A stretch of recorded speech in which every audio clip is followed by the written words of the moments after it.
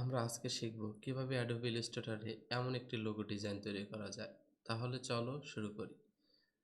আমরা এই ডিজাইনটা করার জন্য আমরা এই ডিজাইনটাকে একটু সাইডে করে নেই। সাইড করার পর স্পেস চেপে ধরে একটু এদিকে নিয়ে আসি। এখন আমরা এই ডিজাইনটা এখানে তৈরি করব। এটি তৈরি করার জন্য আমাদের প্রথমে যেটা করতে হবে, এখান থেকে রেক্টেঙ্গল টুলটা নিতে হবে। রেক্টেঙ্গল টুলটা নেবার পর এটার উপরে একটা ক্লিক করতে হবে। এখানে ওয়াইড যা থাকবে হাইটও তাই দিয়ে ওকেতে ক্লিক করতে হবে। ওকেতে ক্লিক করার পর এটাকে আমরা যেটা করব, এখান থেকে আমরা এই কালারটাকে আমরা অফ করে দেই। স্টক কালারটা হচ্ছে আমরা একটা স্টক কালার দিয়ে দিই। এটা দেওয়ার পর সিলেকশন টুলে যাব। এটাকে হচ্ছে আমরা অল্টার আর শিফট চেপে ধরে এটাকে সিলেক্ট করব, রোটেট করে নিব। রোটেট করার পর এখন আমরা এখান থেকে ডিরেক্ট সিলেকশন টুলে যাব, নিচের এটাকে আমরা সিলেক্ট করব।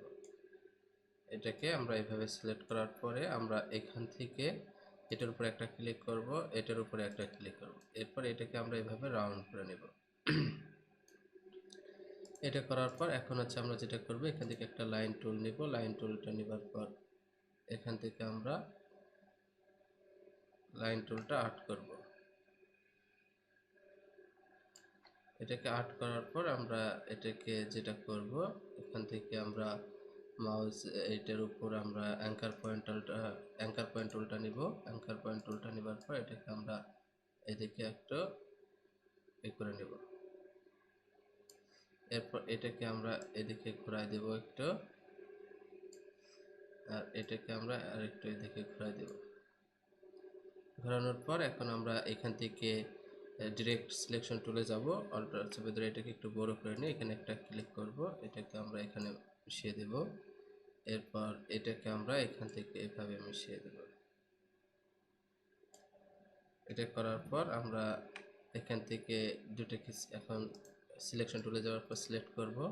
শেপ বিল্ডারে যাওয়ার পর এখানে একটা অল্টার চেপে এখানে একটা ক্লিক করব, এখানে একটা ক্লিক করব।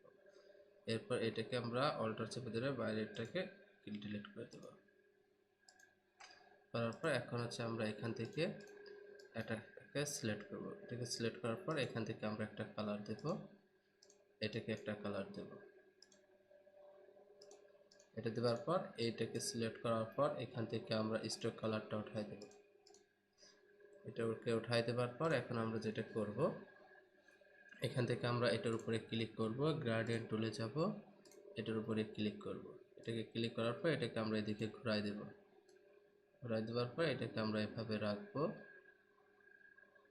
রাখার পর এটাকে আমরা এদিকে একটু ঘোরাই দিই।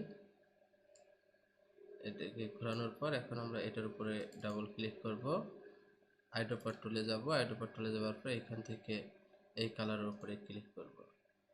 এরপর আবার এই অপশনে ক্লিক করব, আইড্রপার টুলে যাব, এই কালারের উপরে ক্লিক করলাম। এরপর সেম আমরা এটার উপরে ক্লিক করব, গ্রেডিয়েন্টে যাব, এটার উপরে ক্লিক করার পর এটাকে আমরা এদিকে ঘোরাই দেব। এটাকে আমরা আরেকটু রাউন্ড করে দেই। করার পর এখান থেকে আমরা এটাকে সিলেক্ট করব, আইড্রপার টুলে যাব, এই কালারের উপরে ক্লিক করব, এটার উপরে ক্লিক করব, আইড্রপার টুলে যাব, আমরা এই কালারের উপরে ক্লিক করব। এরপর আমাদের এটা হয়ে যাবে। এরপর এটাকে সিলেক্ট করব।